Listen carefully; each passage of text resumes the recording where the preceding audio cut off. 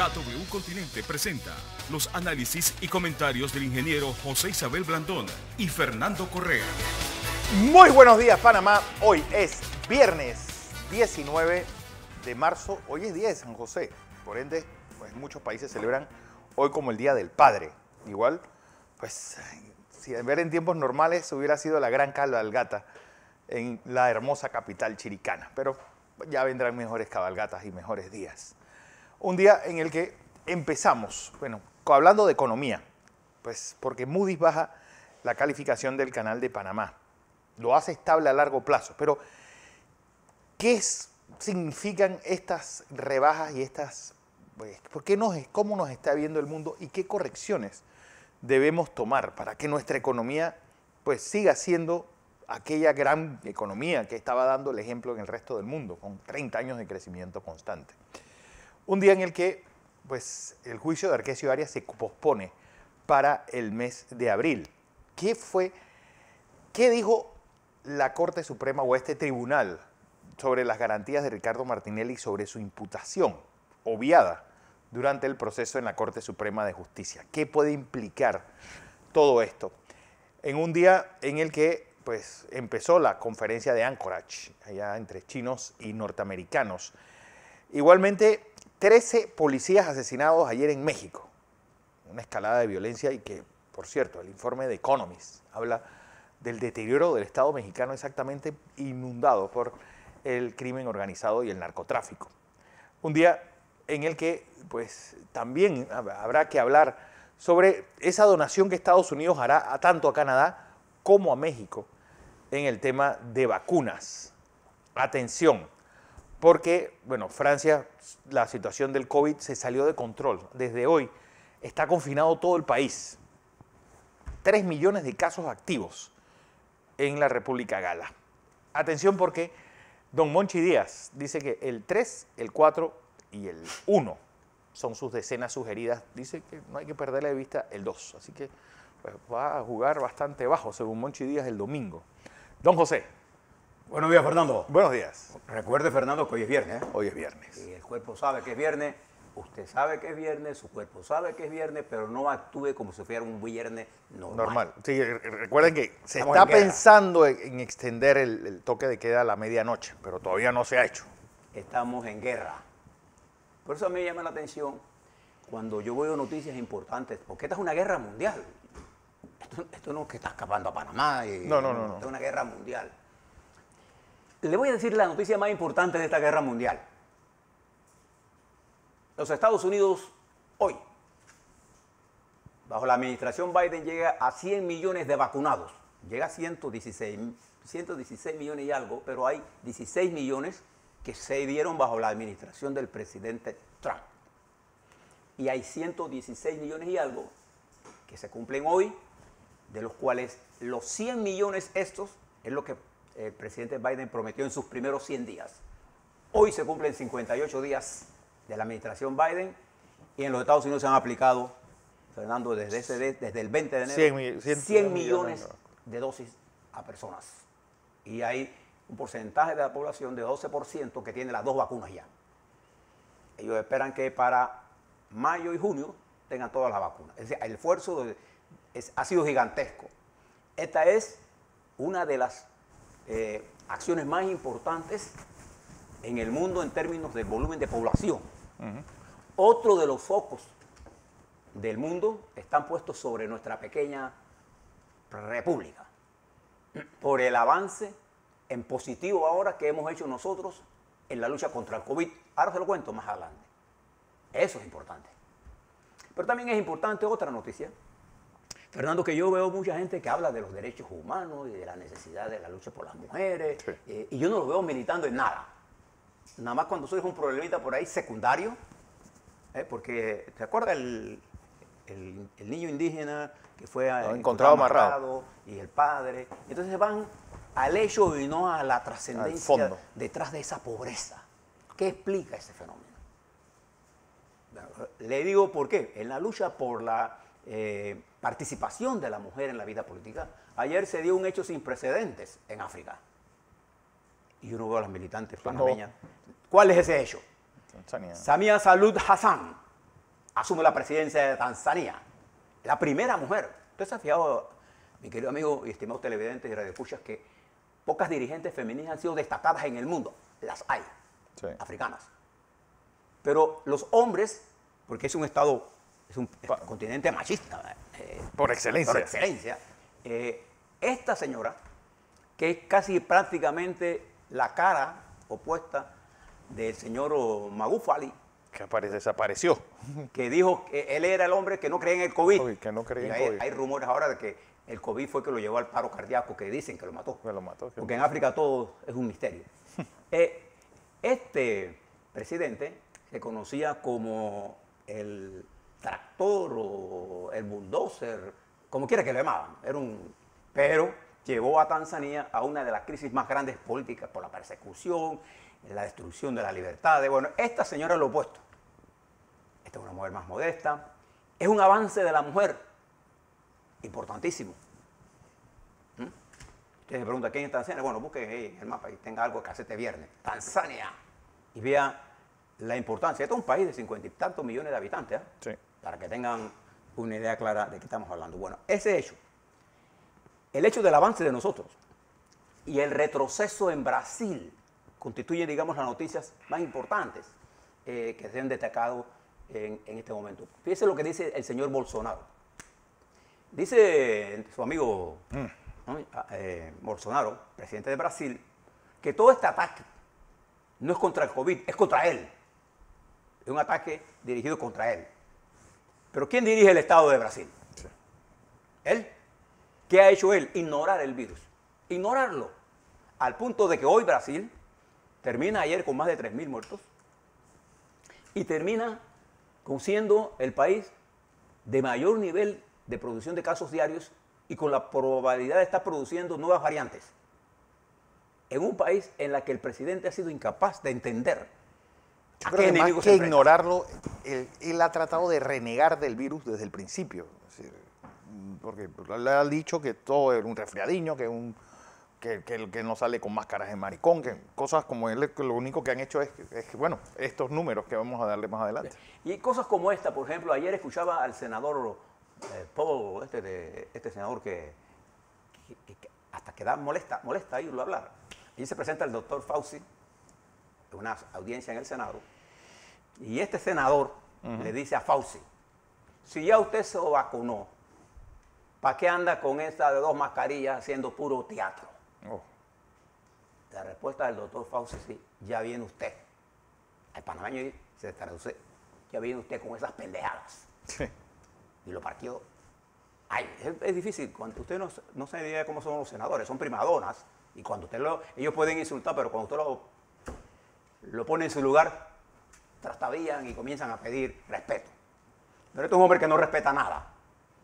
Estos son los hombres responsables cuando incitan a que si usted es vacunado, usted tiene que tener medidas de mitigación, porque usted puede ser un potencial portador. Y tiene que serlo. El doctor Fauci, que es una de las grandes eminencias del mundo, ha tenido razón en toda la pandemia. Los que no han tenido razón son los locos, los que andan por ahí diciendo tonterías. Afortunadamente el presidente Trump recapacitó en este término y él está hablando de que hay que vacunarse. Y no tenga la duda de que hay que vacunarse. Déjeme darle algunos números para entrar al núcleo más importante de lo que termina este fin de semana. Lo que hablaba ayer de la confrontación de los Estados Unidos-Rusia, Estados Unidos-China. Le cuento ahora en el marco en que se está. Fernando. 122.703.711 casos totales en el mundo, 2.719.426 fallecidos. Hay 298.865.000 vacunados.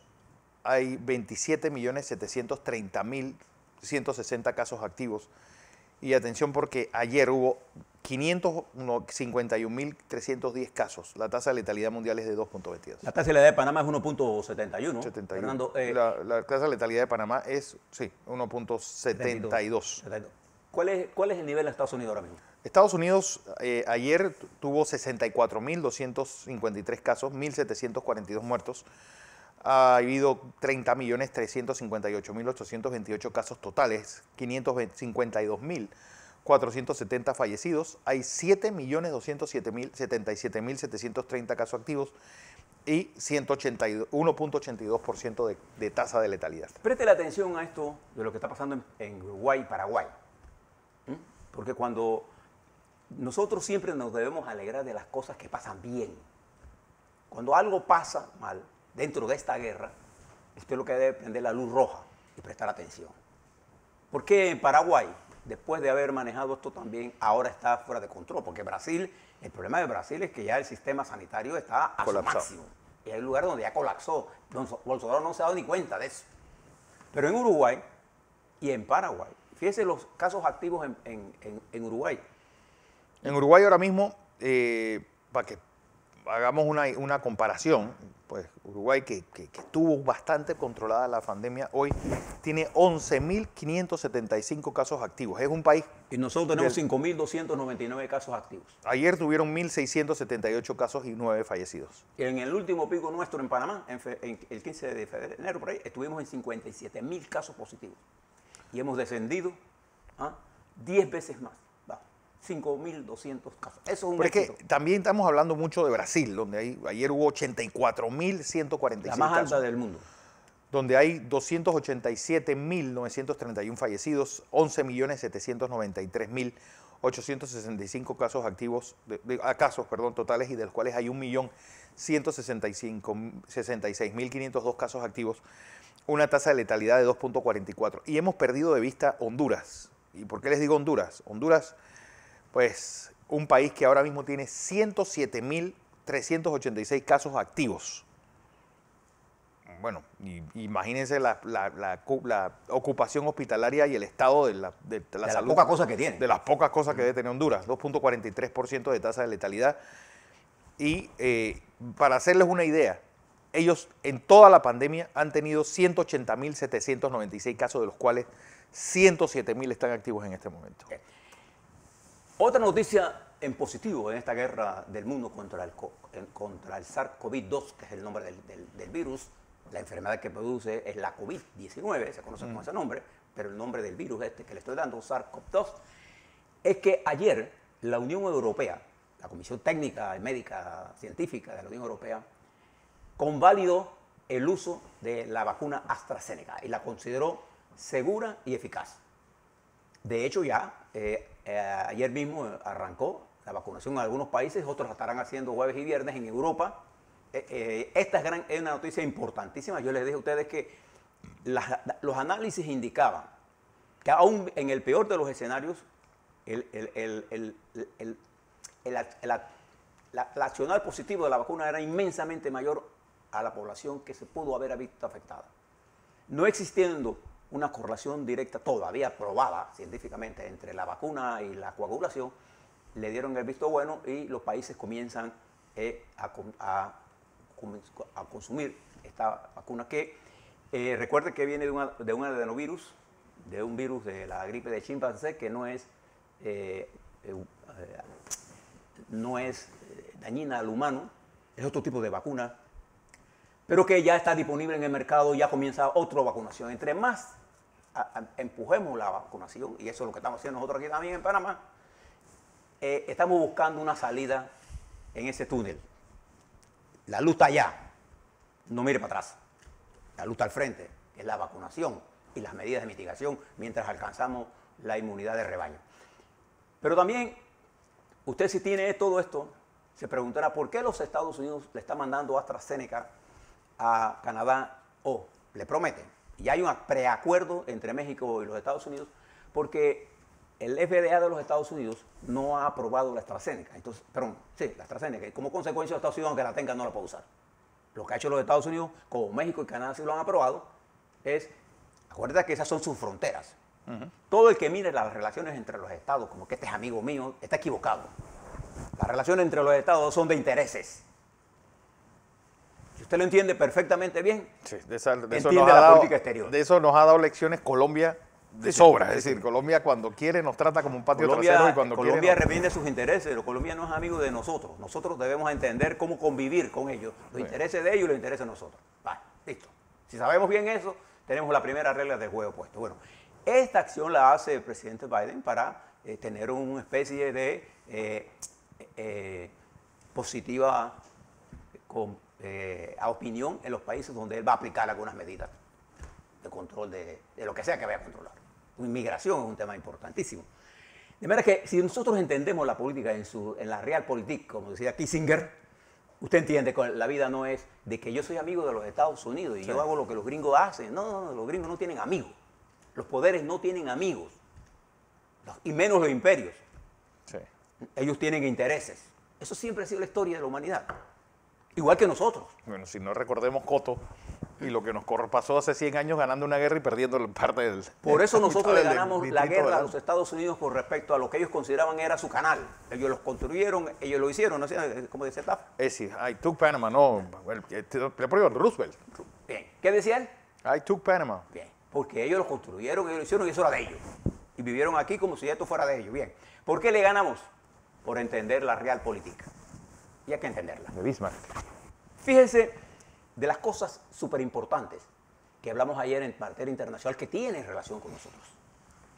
Mire lo que pasó ayer en Rusia, la reacción a lo que dijo Biden, y mire lo que pasó en las primeras conversaciones de la delegación norteamericana y la República Popular China allá en Alaska. Les cuento primero lo que dijo el señor Putin. Sin duda alguna, la reacción de Putin a lo que dijo Biden fue una reacción airada, típica de un exagente de la KGB, entre palabras encortadas y mensajes encriptados, cubrir amenazas. Y fíjate lo que dice él, el gran teórico científico de psiquiatra. Uno se mira en el espejo y lo que uno piensa, lo que uno es lo que piensa del otro.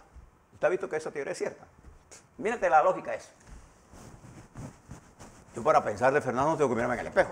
Yo tengo una opinión de él. Claro. Punto. Pero lo que él estaba diciendo, incluso el reto al presidente. A un debate. A un debate. Y le deseo buena salud. Y no es un chiste. Ni es una posición. Entonces el presidente Putin, acostumbrado con Trump a un respeto desigual, porque comparar el poder de los Estados Unidos en todo sentido y el poder de Rusia en todo sentido es comparar peras con sí. Mamones con peras. La economía de los Estados Unidos, el poder militar de los Estados Unidos, todo Estados Unidos es superiorísimo. Es más, Alemania en economía es más grande que Rusia. Alemania, Inglaterra, Francia. El señor Putin, debido a la ausencia de los Estados Unidos, tiene una sobreestimación de su valor estratégico. Nosotros en Panamá, él tiene una sobreestimación. Nosotros en Panamá tenemos una subestimación de nosotros mismos. De nuestro valor estratégico y por eso hablamos muchas pendejadas. Y fíjense lo que él hace. Retar al presidente de los Estados Unidos en un debate, le desea salud porque él quiere dejarle la impresión de que este es un hombre enfermo. Eso es lo que quiere hacer. Pero la televisión rusa ha desatado una campaña antinorteamericana. Ponga la RT para que usted vea. Y vea todos los cables que vienen de... Todo está encaminado a hablar en contra de los Estados Unidos, cosas que no sean con Trump. Cuando usted quiere saber lo que alguien piensa de verdad, mire lo que hace. Esta campaña que se ha montado desde Rusia contra los Estados Unidos obedece, y esta no es la primera vez que el señor presidente de los Estados Unidos se enfrenta al señor Putin. Cuando él era vicepresidente, en uno de los viajes que hizo a Moscú, Biden le dijo a Putin frente a frente, usted es un hombre sin alma. Oh. La respuesta de Putin fue, ya comenzamos a entendernos. Wow. Ese es. Entonces, esto que yo les dije ayer, además los rusos parece que no estaban escuchando porque yo dije que esto era inédito. Que un presidente de los Estados Unidos haya dicho. Lo que dijo Biden, esto es inédito en la historia. Yo no conozco. Entonces comenzaron a hablar de que los Estados Unidos tiró la bomba atómica, de las masacres en los Estados Unidos. Y yo le pregunto al señor Putin y su comitiva, ¿cuántas personas mató Stalin? Solo Stalin. Solo Stalin. A ver. 30 millones. Él solo, ruso, ni siquiera fueron No, y además lo que hizo en Ucrania, el genocidio ucraniano que los rusos tratan tanto de negar. Y todo lo que ha pasado, toda esta distribución de los que hicieron con los países que se quedaron con ellos, si vamos a hablar de eso. Que en los Estados Unidos había esclavitud, claro que había esclavitud. Pero en Rusia también había servilismo hasta el año 5, 6 Bueno, de este siglo, del siglo pasado, perdón. Entonces, arranca un debate. Yo nada más quiero que ustedes lo miren para que entendamos dónde estamos parados y la importancia de entenderlo. Déjense ahí un momentito. Mira lo que pasó ayer, allá en Tanzania. No, en Alaska. Anchorage. Anchorage. No en Anchorage. Las delegaciones, usted sabe que cuando uno habla con los asiáticos, ellos tienen la diplomacia muy metida en ellos, forma y contenido es una cosa importantísima. Nosotros los latinoamericanos, a veces ni en el contenido somos serios, y menos en la forma. En la República Popular China, si usted va a producir una pregunta a un ministro, no importa de dónde sea, usted tiene que tener una distancia, tiene que tener una pregunta. Y en China solo se hacen las preguntas que se la dan, Sí. más nada. Ellos habían acordado, antes de la conversación, que cada delegación tendría 2 minutos y medio para dar un punto de vista de apertura a los medios. Se cerraba eso y vamos a lo que vinimos, que es la conversación mutua entre los dos hombres que forman las delegaciones, el ministro de Relaciones Exteriores de la República Popular China, Wang Yi, y el ministro de Relaciones Exteriores del Estados Unidos, Anthony Blinken, su respectivo asesor consejero y el consejero del Buró Político del Partido Comunista Chino, que está ahí como cuadro político de alto nivel, que es experto en relaciones exteriores y quien es el comisario político, póngalo como usted quiera. Pero es un hombre clave. Uno nunca entra a negociaciones a hablar con secundarios. Aquí se está hablando de los meros. Y entonces cuando arranca, el secretario de Estado de los Estados Unidos hace una acusación y dice que, entre otras cosas, ellos quieren hablar de los problemas de Hong Kong, de los problemas de Taiwán, de las masacres que se están haciendo en tal lado, de las condiciones de China, cómo han tratado a los aliados, etc. Y le responde inmediatamente el comisario político, que ellos quieren, que eso no es el tema, que los Estados Unidos tienen muchos problemas internos, que no creen en la democracia, qué sé yo, y se formó el puja y repuja, y después el secretario de Estado pidió para contestar, los chinos se pusieron bravos. Antes de comenzar la reunión comenzó la pelea.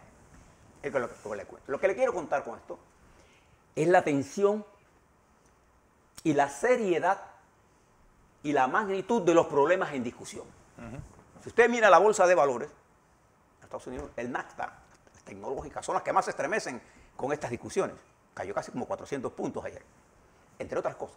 Porque hay un mundo confuso, hay un mundo que requiere de mucho análisis, que requiere de que gastemos tiempo en mirar esto. ¿Y por qué nos debe interesar esto? Hombre, sencillo. Una parte importante de mis ingresos provienen de mi centro logístico, en la que el canal, que acaba de ser bajado de su calificación de A1 a A2.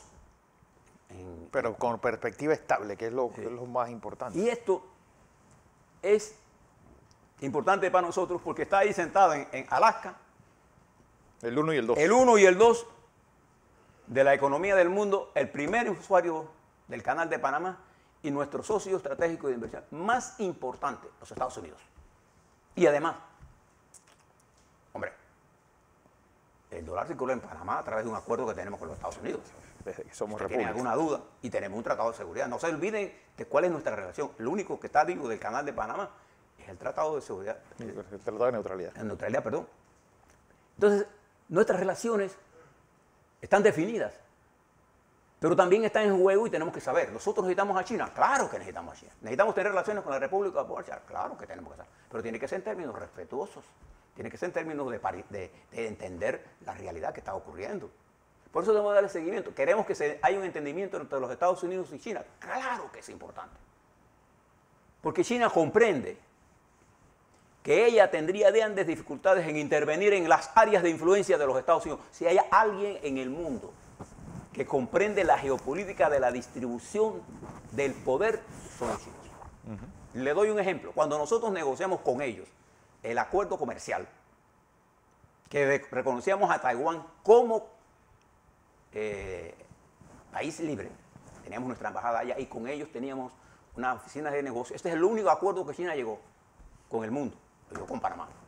¿Por qué ellos llegaron a ese acuerdo? Pregúntele al presidente Pérez Gallagher. Porque ellos sabían que ese era lo último que Panamá podía hacer, pero era un avance, consideraban los chinos, en la dirección correcta, porque de ahí a las relaciones diplomáticas podrían pasar 5, 10, 15, 20 años, pasaron 20 años. Y hoy tenemos relaciones con ellos.